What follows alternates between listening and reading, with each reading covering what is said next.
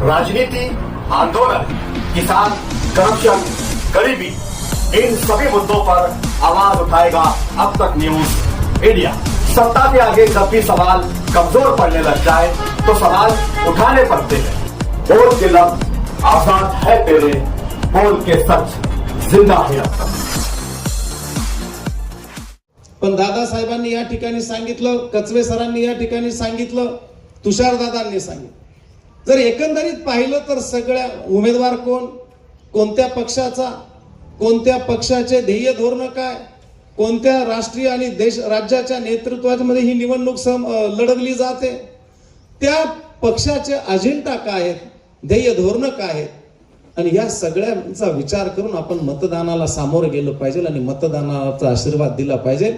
मला वाटतं मोदी साहेबांनी आणि देवेंद्र फडणवीस साहेबांच्या ह्या महाराष्ट्राच्या आणि सरकारच्या जर योजना, जनकल्याणकारी योजना जर बघितल्या तर खऱ्या अर्थाने सबका साथ आणि सबका विकास झालेला दिसतो। कुठलाही घटक आणि कुठलाही अनुसूचित जाती जमातीचा कोणी घटक वंचित राहिलेला दिसत नाही। आणि म्हणून आपण म्हणजे आज ह्या मोदी सरकार आणि राज्य सरकारच्या, फडणवीस सरकारच्या काळामध्ये जर बघितलं या 5-10 वर्षामध्ये ज्या जनकल्याणकारी योजना राबवल्या तर त्याच्यामधून गरीब कोणी राहिलेला नाही, गरीब राहिलाच नाही। बेटी बचाओ बेटी पढाओ, मुलगी जन्माला येणार असेल तर बापाने जरी 50,000 रुपये टाकले नाही तर मोदी सरकारच्या योजनेमधून त्या लेकीच्या खात्यावर 50,000 रुपये टाकले जातात आणि ज्या स्त्रीभ्रूण हत्या व्हायची त्याला आळा घालण्याचं काम त्यांनी केलं। बेटी पढाओसाठी मुलींसाठी मोफत शिक्षण असेल, ते लांब स्कूल असेल तर त्याच्यासाठी सायकलची व्यवस्था असेल, शैक्षणिक साहित्य फुकट असेल, म्हणजे सगळ्या गोष्टी मोफत, अन्नधान्य मोफत, दवाखाना मोफत, शिक्षण मोफत, प्रवास मोफत, वृद्ध पेन्शन, दिव्यांग बांधवांना मानधन, विधवा बहिणींना पेन्शन, अर्ध तिकीट। आणि गरिबाच्या घरामध्ये जर पूर्वी जर बायपास करायची वेळ आली तर सगळे हवालदिल व्हायचे, आता कुठलं शेत विकायचं का घर विकायचं अशी परिस्थिती गरिबावर यायची। आणि म्हणून आयुष्यमान योजनेच्या माध्यमातून 4-4, 5-5 लाखाचे उपचार सुद्धा मोफत झाले। घर बांधायला सुद्धा 2.5 लाख रुपये आहेत। आता मला सांगा, शिक्षण मोफत आहे, दवाखाना मोफत आहे, प्रवास मोफत आहे, अन्नधान्य मोफत आहे, वृद्धांना पेन्शन आहे, दिव्यांगांना मानधन आहे, विधवा बहिणींना पेन्शन आहे, किसान पेन्शन आहे, अपघात झाला तरी अपघात विमा आहे, शेतकरी गोपीनाथ मुंडे अपघात किसान विमा, शेतकऱ्याचा अपघात झाला त्याला शॉक लागला, सर्पदंश झाला तरी त्याच्या कुटुंबाच्या संवर्धनासाठी 2-2, 5-5 लाखाचं विम्याचं त्या ठिकाणी अनुदान। म्हणून गरीब कोणी नाही, जो व्यसनाधीन आहे तोच गरीब राहिलेला आहे। आणि म्हणून या गोष्टींचा विचार करायचा आहे। मी बाकीच्या गोष्टींचा वापोळ सायंकाळच्या सभेमध्ये निश्चितपणाने करेल। आणि म्हणून या जनकल्याणकारी योजना आणि चाललेला आपल्या मालेगावचा विकास कोणता दर्जाचा आहे त्या दर्जाचाही विचार करायचा। या आणि कशा पद्धतीने पाणीपट्टी आहे, कशा पद्धतीने घरपट्टी आहे, किती दिवसाआड पाणी पुरवठा होतो। अरे तिन्ही धरणं भरलेली असताना 100% पाणी साठा उपलब्ध असताना सुद्धा आपल्याला 2-2 दिवसाआड पाणी पुरवठा होतो।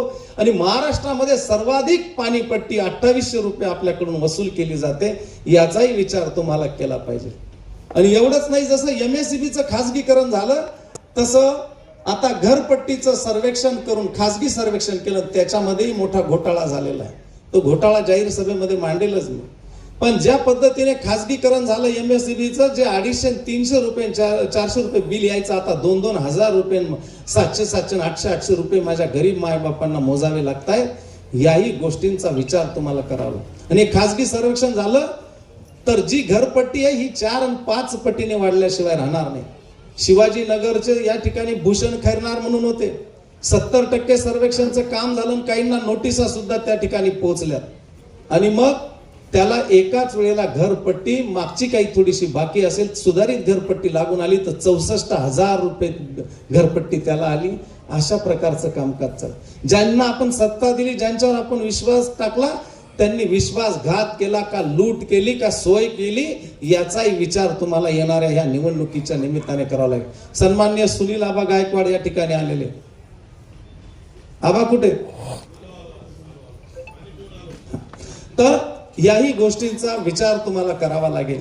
म्हणून सबका साथ सबका विकास ज्या जनकल्याणकारी योजना मोदी साहेबांनी राबवल्या, म्हणून कुठलाही घटक त्यांच्यापासून वंचित नाही. गरीबाला घर बांधण्यासाठी सुद्धा 2.5 लाखाची तरतूद आहे.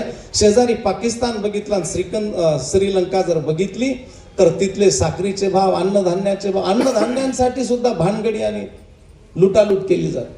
आणि आज या ठिकाणी भारतामध्ये कोणीही उपाशी नाही. प्रत्येकाला गोरगरीब घटकांना सगळ्यांना मोफत अन्नधान्य वाटप आहे, मोफत शिक्षण आहे, मोफत प्रवास आहे, मोफत दवाखाना आहे, औषध उपचार आहेत. या सगळ्या गोष्टींचा विचार आपल्याला करायचा आहे.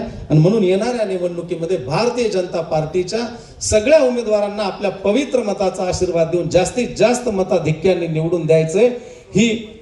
ही सगळ्यात आपल्याला विनंती.